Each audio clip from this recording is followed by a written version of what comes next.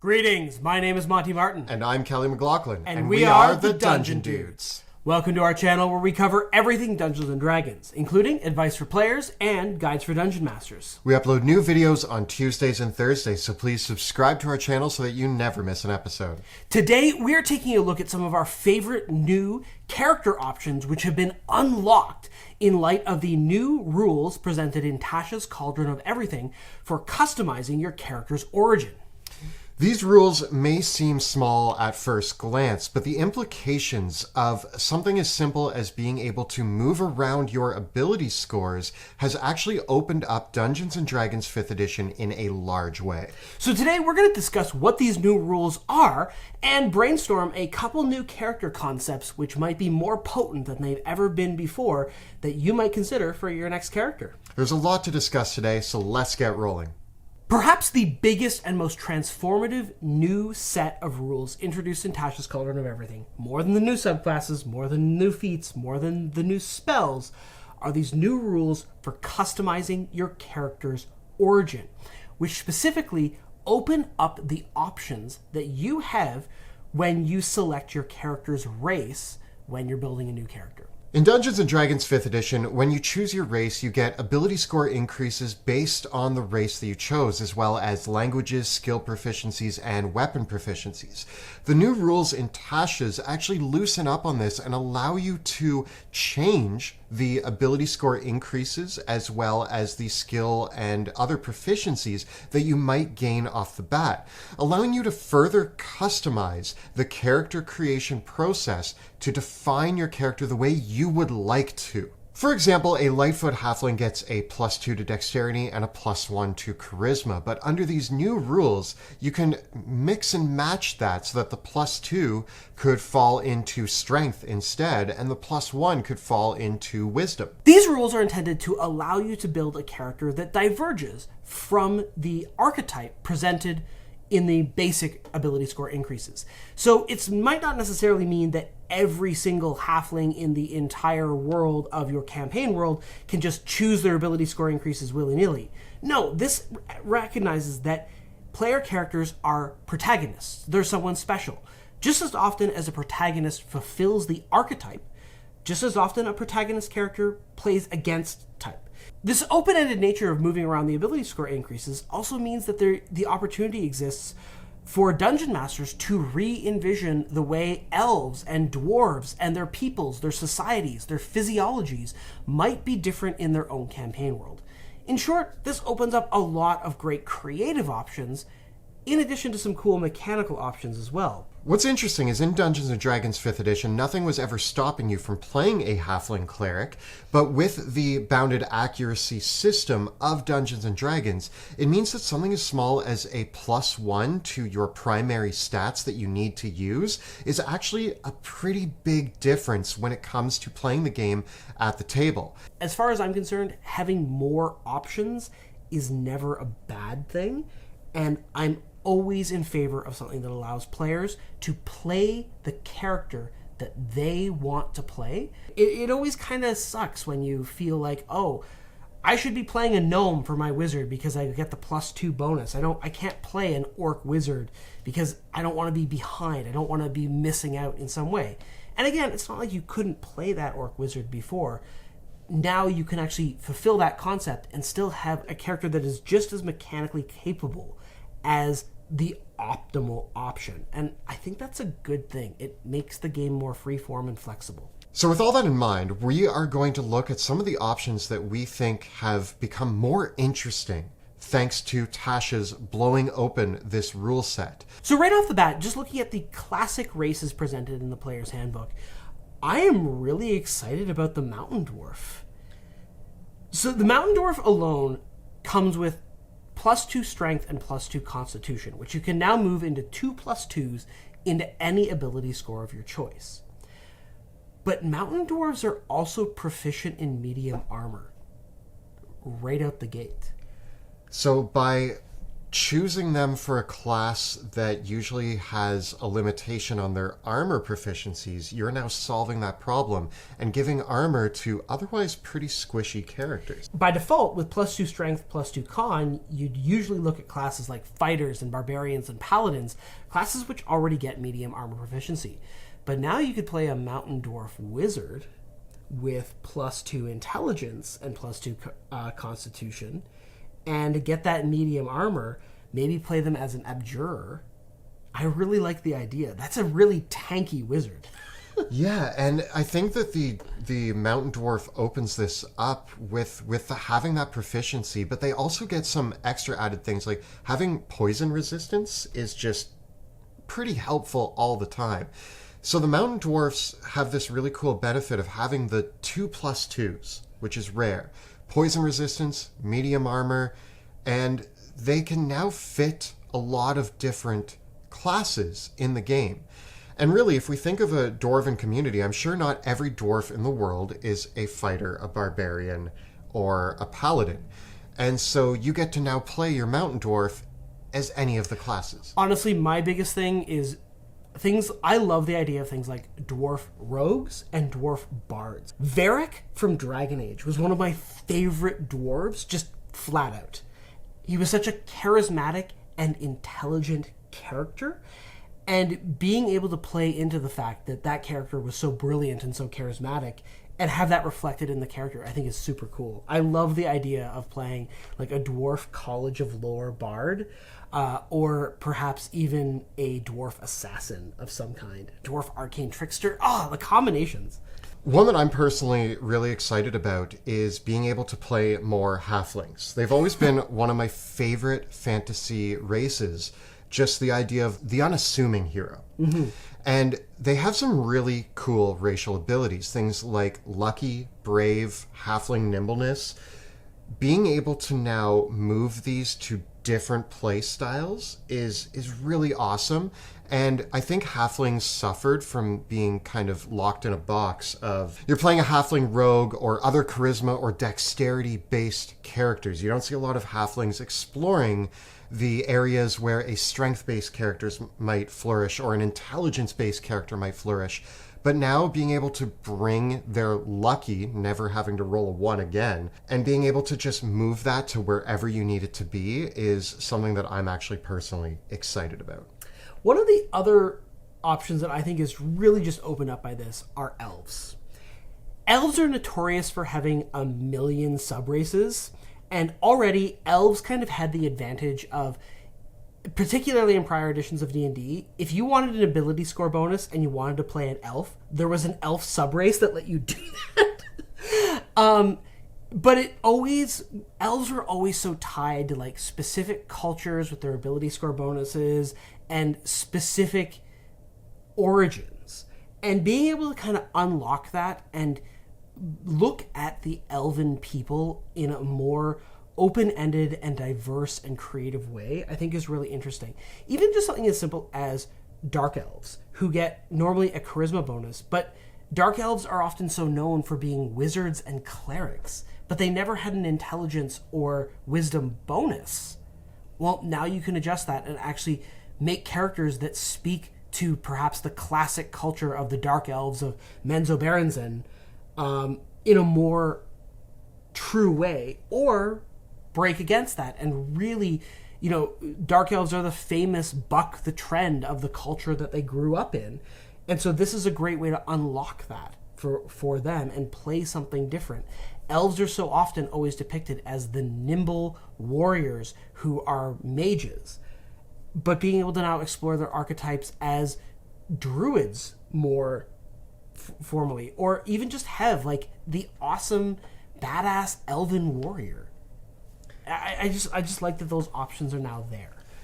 Carrying on with the elves, something that I actually think we need to talk about is half-elves. And half-elves, similar to the mountain dwarf who got +2/+2, half-elves get +2/+1/+1, which means that there are a lot of classes, and we've been ranking the classes a lot, and it's come up a few times where we say, this one is going to be hard to manage because you have 3 ability scores that are going to be important. Yeah. And for a lot of those classes where 3 ability scores are important, being able to get a +2, +1, +1 is really great.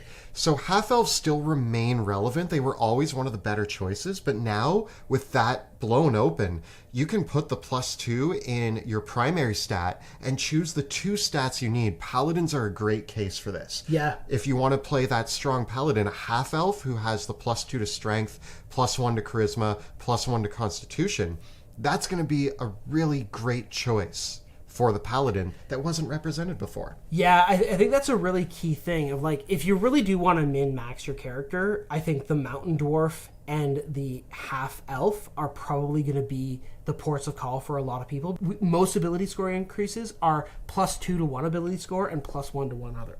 But because those two are the exceptions in the player's handbook, I think that we're going to see a lot of people gravitate towards those as, you know, if you got the min-maxer in your group that really wants to figure it out, you're probably going to see them playing a lot of dwarves and half-elves. Yeah, but at the same time, there's something nice about that because as a person who likes to create optimized characters, it's something that I enjoy doing. I often would just make variant humans for almost everything. But now having that statement of like, now we're going to see a lot more mountain dwarves and half-elves, that's kind of nice. It's nice that we're going to get this kind of split where variant human is no longer the greatest choice all the time, where it kind of felt like it was. Yeah. But we're opening it up. We're going to see more variety now. And speaking of the variant human, the new complete custom origin is basically the variant human, but you can decide on having a +2 bonus instead of 2 +1s and either dark vision or a skill. So that, I do think the variant human still has a place because there's a lot of new feats now. And especially, one of the things that I found really interesting with the variant human in light of Tasha's is that all those new feats like Fey Touched and Shadow Touched kind of result in a customized new player character race, which is really interesting in a lot of ways. Yeah. So by combining those feats with the variant human or the complete custom origin, I think that you've kind of now got the carte blanche to design whatever sort of character you can imagine. So if all the options that are already there don't fit for you, you have the tools to completely customize your character's origin and make that fit with the character that you want to play. So if you're still like, I still don't want to be a dwarf, I still don't want to be this, you still have that to fall back onto. And the fact that the new feats kind of have this like magical origin flavor to them mean that you have that flexibility to explain, okay, well, my character has this feat because that's part of their ancestry or that's part of the culture that they grew up in. Another thing that I really like about the custom lineage is that no longer is it defined the way that variant human is a human. You actually get to decide what you are. Your custom lineage could be a halfling, an elf, a dwarf, something in between, or something that you negotiate with your DM. It's really open-ended to kind of allow you to, if you're homebrewing a world, you can make up whatever you want and just have people use the custom lineage. Speaking of strange lineages, I think this is a big deal as well for Tieflings, Aasimar, as well as even other half-orcs too. Because with Tieflings and Aasimar and even the Genocide and the other plane-touched peoples, they have such a crazy origin. And maybe your Tiefling isn't descended from a charismatic devil. Maybe your Tiefling is descended from a very bestial and furious demon. Not all demons have high charisma scores. And so I think that this actually is an amazing option for things like Tieflings and Aasimar because there's actually a very large amount of diversity in the planar entities that could have leaked into your bloodline. And no, it's not always true that every character of that kind of origin is going to have a +2 bonus to their charisma. Fiends are super diverse and not all of them are charismatic, and that might not be how your ancestry shaped you. What's interesting here is that the way that we're talking about this, it seems that not only does it have broad implications in the mechanical sense, but the role-playing sense as well. Yeah. These are really cool ways to go that kind of explore new role-playing opportunities as well. And I think as we're branching out to the more outside races, one that has always spoken to me, but I had a hard time placing it, was the Firbolg.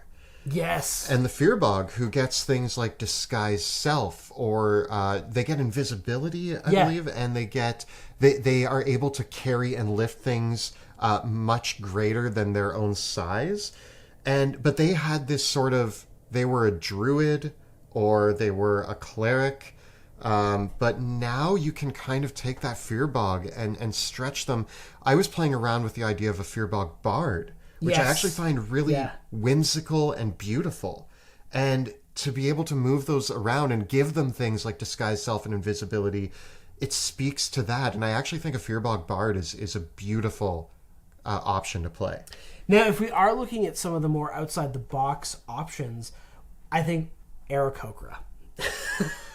Gaining flight? So now, Aarakocra, because they have flight, don't have many other features aside from +2 to dexterity, +1 to wisdom. Well, now you could be an Aarakocra wizard with +1 constitution and +2 to your intelligence.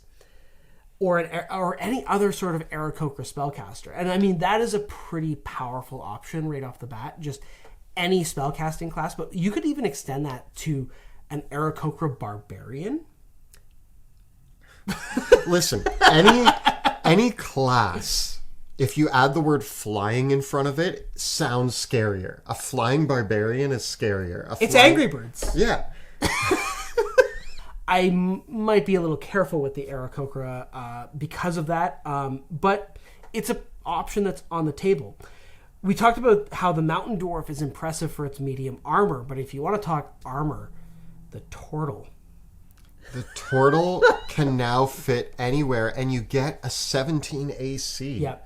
So it's probably worth reminding folks that the Tortle's innate AC does not stack with armor, and it does not stack with unarmored defense class features.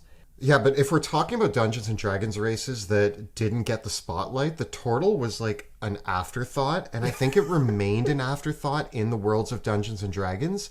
But now, because of Tasha's being able to be like, oh, Tortles have some really great potential, again, is a good thing. I want to see more people play Tortles. I've never seen anybody play a Tortle. So I've heard of them online, but nobody I know has ever really branched out to play one. And now that option looks pretty impressive. Going along, we've got birds, we've got turtles, and we got snakes too. If you want to play a Yuan-ti, normally +2 charisma, +1 intelligence, but a lot of classes are going to like having magic resistance and poison immunity. The Yuan-ti is insane in its implications, and now that you get to mix and match the ability scores, like magic resistance is great. It's just great. Not only are they gaining something like magic resistance, but they have immunity to poison. So now they're one-upping the mountain dwarf who has resistance to poison. And poison comes up quite often in Dungeons and Dragons. There's a lot of monsters that deal poison damage. So suddenly the Yuan-ti is exceptional for a lot of cases. The magic resistance on the Yuan-ti, a Yuan-ti paladin, was already pretty strong, but being able to get that strength bonus now instead of moving the ability scores around, that's really, really potent. Or even just putting that on a fighter, or again, the barbarian, is pretty potent. Although at the same time, gnomes themselves have advantage on saving throws for intelligence, wisdom, and charisma against magic. So they get like half magic resistance. And so now you could move that around as well. So there's a lot of ways to get a big bonus to saving throws with these new options. I think that it definitely is a little bit of a power creep, but not unmanageable. What's interesting to me, though, is that I feel like the bar for everything went up a tiny bit, which means that nothing really gets left behind by these new rules. Yeah. It does mean that there are some cases, like the Yuan-ti and the Aarakocra, and the Mountain Dwarf and the Half-Elf that definitely feel like they're pretty powerful now, but I feel like everything else also gained a little bit more power. So nothing feels really out of place. I feel like it just complemented the game in a really interesting way that not only mechanically matters, but role-playing wise matters. If you already have a problem with min-maxing at your table, and I'll say for the record, I don't have a problem with with any of that myself, but if it's already a problem for you at your game, this is going to make it a little bit worse, but not so much worse. And I think that that's already a point where, have that conversation with your group about expectations and decide what's going to work for your group and your table. You don't have to use these rules. You could restrict them a little bit and say, some of these combos are not okay. But overall, looking at them, none of them make me go as a dungeon master, oh, that's too much. What I find when we get into the discussion of min-maxing and optimization of characters is, for me, it really depends on the table dynamic. If I'm playing at a table with a few new players and a few experienced players, that's when you're going to see a shift in the power. But I feel like that was happening anyway. This doesn't change that. This just adds a new level that actually I feel like the newer players now don't need to worry as much about what they pick. A new player might be like, yeah, I want to play a halfling barbarian, whereas the experienced player would go, well, no, you're going to play I would play a half-orc barbarian because it's the better choice. But I actually think that we even it out a bit, because the main issue I had, which was a new player not wanting to min-max or optimize, and then feeling like they were performing worse at the table, doesn't matter as much because they can pick whatever they want and make it work at the same level as the people who know the secrets. Yeah, and I think that there are a bunch of other traits that can come up in interesting and unique and cool ways. I think that the things about like flight, poison resistance, magic resistance, and having a better AC are so widely applicable to many, many common adventuring situations. Whereas we forget about, like, the half-elf is getting 2 extra skills as well on top of their dark vision and all their other proficiencies and traits. The dwarf gets a lot of stuff. The core elves get a lot of extra stuff as well. So it's not that the other options aren't getting a cool packet of abilities. I think that we see the rarity of things like magic resistance and flight and go, oh wow, that is too strong. You probably weren't allowing these options for characters anyways. Yeah. So this has been a look at the new origin options presented in Tasha's Cauldron of Everything. We want to hear about some of the great concepts that you can now realize using these rules in your game. Tell us about those in the comments below. The videos that we create on our channel are made possible thanks to the incredible generosity of our Patreon supporters. And we thank all of them quite dearly, especially those of you who joined in on our monthly Writer's Room chat to help us come up with some of the combinations that we discussed in this very episode. We have an amazing Discord community exclusively for our patrons, where we do things like monthly Q&As, and our Writer's Room where we get a special preview of the scripts and episode ideas that we're working on for the channel. If you enjoy the work that we do here on YouTube, you want to support what we're doing and be a part of some of these awesome elements of our community, see the things that we have coming down the pipeline, follow the links in the description below to learn more. Also, if you are a fan of our work, you might be interested to hear that we have a book coming. We've partnered with Ghostfire Games and will be launching a Kickstarter this year in 2021 to bring the worlds of DRAKKENHEIM to life in a campaign module for 5th edition. You can find all the information as well as the mailing list by following the links below. Don't forget to check out our live play in the Worlds of DRAKKENHEIM, which airs Tuesday nights at 6 p.m. Eastern at twitch.tv/dungeon_dudes. You can find all the previous episodes right up over here. And we've got much more coverage on all of the different character options in Dungeons & Dragons 5th edition that you can check out right up over here. Please subscribe to our channel so that you never miss an episode. Thank you so much for watching, and we will see you next time in the dungeon.